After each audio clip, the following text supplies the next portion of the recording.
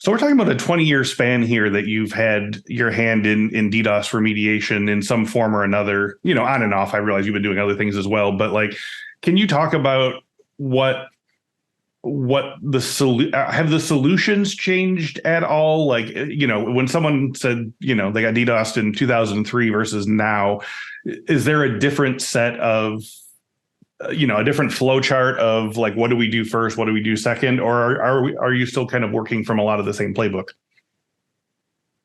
It's one of those, the more things change, the more they stay the same. Like there have been substantial changes. To highlight, what are the substantial changes is that everything is far more automated than it was back in 2003. For sure.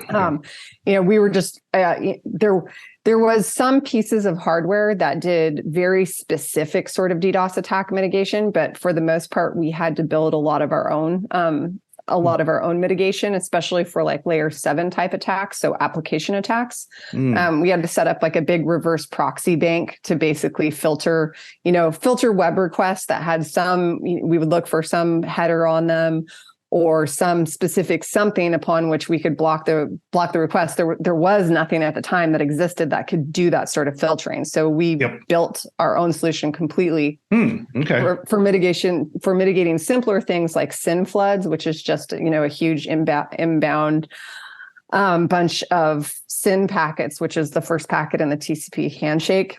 There was equipment that would do that automatically and fairly well.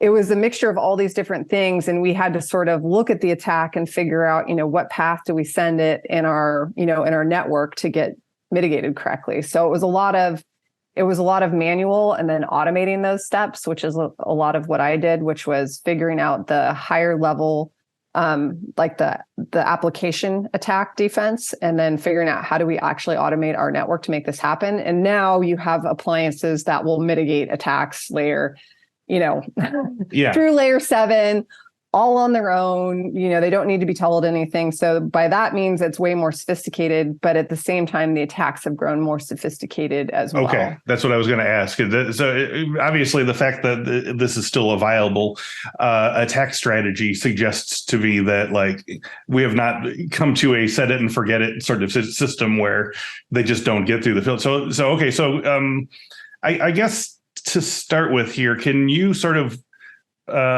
maybe as much of a 101 course as you can sort of talk about how a DDoS works for our listeners, but also like, especially now, like what are the sort of like, attack and counterattack or, the sort of like negation that you're doing, like what's going on in there and how has that escalation sort of like occurred, especially, in the recent years? Sure. So for like the DDoS 101, basically what a DDoS is it's a flood of invalid traffic to a website, so a web server, and that blocks any legitimate traffic from getting through. One of the classic, really old school examples is if you have a phone operator sitting there, answering calls, trying to connect, and all of a sudden 1,000 people call that single phone operator just as prank calls and are just like, ha ha, and like hang up. The legitimate person who's trying to make a legitimate call and get through is never going to, because she's going to be flooded by all of these illegitimate calls and spend all of her time answering people who laugh and hang up. And so that's that's like the very like cool old school example where you get to picture someone sitting there and the old phone freakers. Yeah, right. Switching around lines and everything on a big switchboard.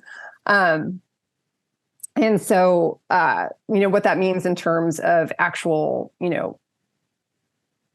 internet technology is that either just a single packet, like which is, just one unit of information that's sent over the network, that can be sent, hundreds, thousands, tens of thousands, millions of times, and just prevent a web server from ever establishing an initial connection. Yep. Or it can be a higher layer type of attack where you're actually sending something that looks like an HTTP get, a GET request for a web page, but it's just a bot doing it. It's not a legitimate user. So the server's wasting, again, just all of its resources answering all of these fake requests for like a home page, and the legitimate servers never actually see the home page. Right. Or the login page or whatever it is. Instead of a thousand phone callers going ha ha and hanging up, now there's tens of thousands of robots going ha ha and hanging up the the or sitting there and going, so can you connect me to and taking like a much longer. What do I want? What do I want? Yeah, let me think about this. Interesting. Okay. And have you seen Work Bites, the new security awareness training series from Infosec? Our team produced this series with 3 E's in mind, making security awareness training entertaining, engaging, and educational. Just go to infosecinstitute.com/free to learn more about this hilarious office comedy. And hey, let us know what you think about it.